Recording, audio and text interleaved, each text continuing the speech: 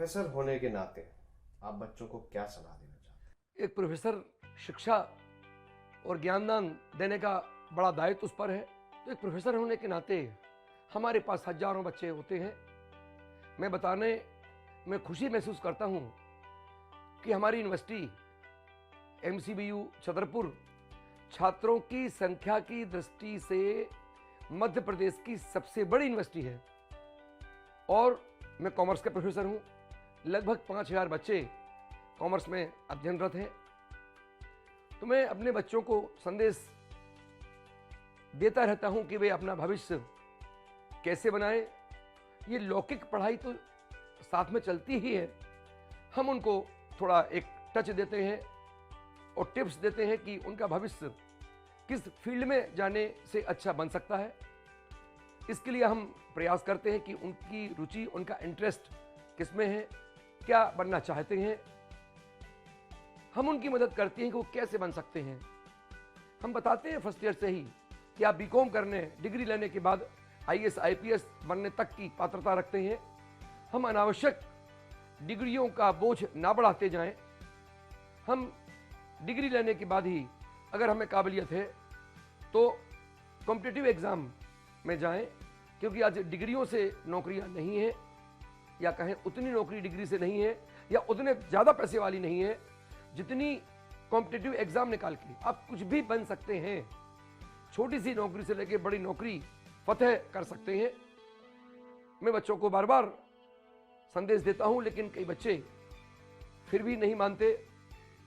वे PG करने, PhD करने जाते हैं और जब उम्र होती है और असफल रहते हैं तो वे बाद में कहते हैं कि सर आपकी मैंने बात नहीं मानी, आपकी नसीहत नहीं मानी, तो आज हम एक प्राइवेट छोटा मोटा जॉब करने को मजबूर हैं।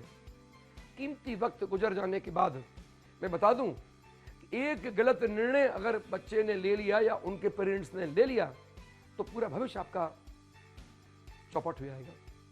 इसलिए हमें अपने भविष्य निर्माण के लिए फूंक फूंक कर कदम रखना है।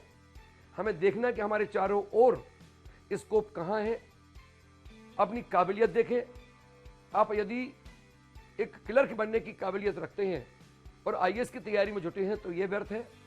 और अगर IAS की काबिलियत वाले हैं, बहुत जीनियस हैं, बहुत जुझारू हैं, पढ़ने वाले हैं, तो आप एक चपरासी या बाबू की या क्लर्क की नौकरी का ना सोचें, हम बड़ा सोचें।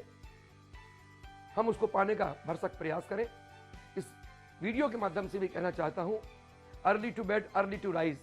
जैसे मैंने अपना जीवन गढ़ा, जल्दी सोया, जल्दी उठा, क्योंकि दिन भर की गतिविधियों के बाद हम थक जाते हैं। दिमाग में बहुत सारी दिन भर की बातें होती हैं, अड़ोस पड़ोस में घर में TV चल रहा होता है, शोरगुल होता है। ऐसे में थके मानसिक अवस्था में माने स्थिति में पढ़ना हमारे दिमाग में कुछ नहीं घुसेगा। लेकिन हम सुबह 4 बजे ब्रह्म मुहूर्त में उठते हैं तो चारों ओर वातावरण एकदम शांत होता है और सुकून देने वाला होता है। शोर तो होता ही नहीं। तो अब सुबह जल्दी उठें, पढ़ें।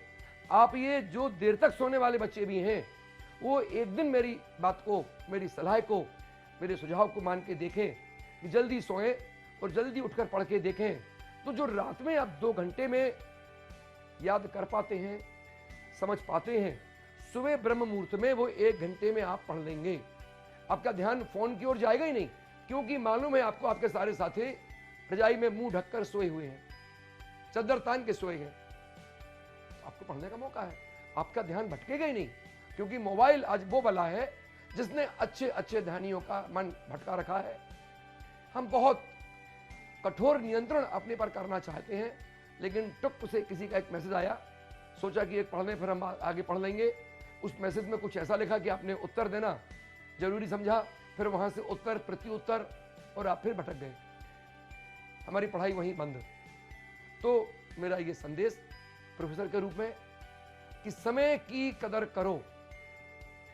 समय की जिसने कदर नहीं की, समय उसको कदर के लायक नहीं छोड़ता।